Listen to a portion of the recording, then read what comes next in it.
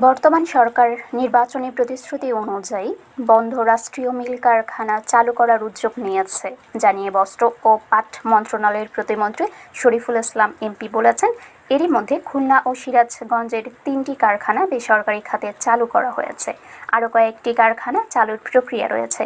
মঙ্গলবার সকালে চীনের ঝিজিয়াংসি টেক বিশ্ববিদ্যালয়ের একটি বিশেষজ্ঞ দলকে সাথে নিয়ে রাজশাহী রেশম কারখানা পরিদর্শন শেষে প্রতিমন্ত্রী সাংবাদিকদের এসব কথা বলেন। প্রতিমন্ত্রী বলেন, রাজশাহী রেশম কারখানা পুরোপুরি চালু এবং ঐতিহ্যবাহী সিল্ক পণ্যকে কীভাবে দেশে বিদেশে জনপ্রিয় করে তোলা যায় পরিদর্শনের মাধ্যমে চীনের বিশেষজ্ঞ দলের সাথে যৌথভাবে এ বিষয়ে কাজ করা হবে। রাজশাহী রেশম কারখানা পরিদর্শনের সময় সংসদ সদস্য আবু সাইদ চাঁদ ও বস্ত্র মন্ত্রণালয়ের সচিব শরীফ উদ্দিন আহমদ চৌধুরী উপস্থিত ছিলেন। সরকার গঠনের পরে মাননীয় প্রধানমন্ত্রী রাজশাহী সিল্ক নিয়ে আমাদেরকে নিয়ে বসেছেন, আমাদের মন্ত্রণালয়ের কর্মকর্তা সহ সবাইকে। এবং আমি গত 2.5 মাস আগে এই রাজশাহী ভিজিট করে গিয়েছি। আমরা দেখেছি আসলে কী কী প্রবলেম সেগুলো। তার ধারাবাহিকতায় আমরা এই চায়না থেকে আজকে যে ডেলিগেশনটা আসলো, এটার একটা মূল উদ্দেশ্য হলো আমরা কোন জায়গায় আসলে প্রতিবন্ধকতা, কেন আমরা এটা ডেভেলপমেন্ট করতে পারছি না, আমাদের এই প্রোডাক্টগুলোকে যেমন ইন্টারন্যাশনাল মার্কেটেও নিয়ে যেতে পারছি না, আমাদের গবেষণার কোথায় ঘাটতি আছে, অনেক প্রযুক্তিগত সহায়তার প্রয়োজন। আমরা চেষ্টা করছি। আমাদের সরকারের বয়স মাত্র 6 মাস, আপনারা জানেন। মাননীয় প্রধানমন্ত্রী অত্যন্ত আগ্রহী এবং এই জিআই পণ্য রাজশাহীর শুধু এটা না, বাংলাদেশের একটা ঐতিহ্য। আমরা এটাকে পুনরুজ্জীবিত করার জন্য আজকের প্রয়াস। আমি বিশ্বাস করি এই সফরের মাধ্যমে চায়নার যে টেকনোলজি, তাদের যে ফ্যাশন ডিজাইনিং, আমাদের যে মার্কেট প্রমোশন করা, ইভেন কি লোকাল এন্টারপ্রেনার যারা আছে তাদেরকেও বিভিন্নভাবে সহযোগিতা করার ক্ষেত্রে এই সফরটা, তাদের প্রযুক্তি, তাদের অভিজ্ঞতা আমরা কাজে লাগাতে পারবো। আমরা জয়েন্টলি ওয়ার্কিং গ্রুপ করে সামনে আগানোর জন্য আমরা চেষ্টা করে যাচ্ছি। আসলে আমাদের প্রাথমিক ধাপ এটা, আজকে মাত্র ওনারা দেখলো। এখনই আমরা পরিকল্পনা বলতে পারবো না আমরা কতদিনের মধ্যে। আমরা চেষ্টা করছি এবং আশা করি এটার একটা ভালো জায়গায় আমরা নিতে পারবো। চেষ্টা তো অনেক হয়, চেষ্টার মধ্যে অনেক আন্তরিকতা থাকতে হয়, ফলো আপ থাকতে হয়। ইনশাল্লাহ আমরা এবার আমাদের সরকারের পক্ষ থেকে আপনাদেরকে এটা বলতে পারি, এই রাজশাহী সিল্কের উন্নয়নের জন্য, এই ঐতিহ্যকে আবার পুনরুজ্জীবিত করার জন্য আমাদের প্রয়াস অব্যাহত আছে এবং কার্যকরী পদক্ষেপ গ্রহণ করবো ইনশাআল্লাহ। জি, আমাদের এখানে আসলে 42টা মেশিন আছে, আমাদের প্রত্যেকটা মেশিনই কার্যকর আছে। বাট এখন মাত্র ট্রায়াল বেসিস আমরা 5টা মেশিন চালু করেছি।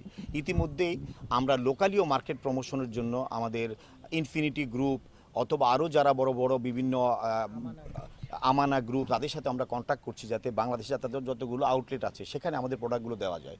আমরা নিজেরাই প্রথমত চেষ্টা করব আমাদের এই 5টা থেকে এটা খুব অল্প সময়ের মধ্যে 20টা মেশিনে নেওয়া, পর্যায়ক্রমে এটাকে আরও বৃদ্ধি করা, 42টা মেশিনে চালু করা যায় কিনা।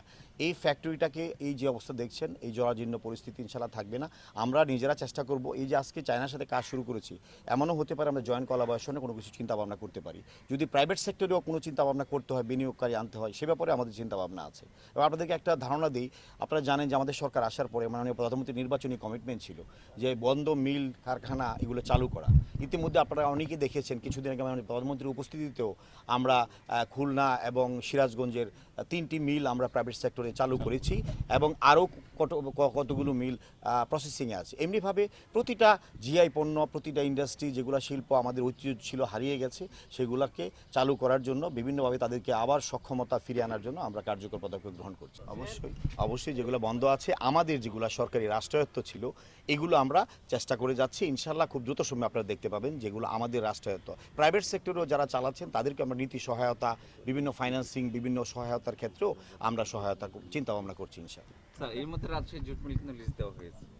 জি, এটা তো লিজ দেওয়া হয়েছে এবং কাজ চলতেছে এবং সেটা প্রোডাকশনেও যাবে খুব দ্রুত সময়। And this is our first come to Bangladesh and the first come to this city. And today I think the city is very nice.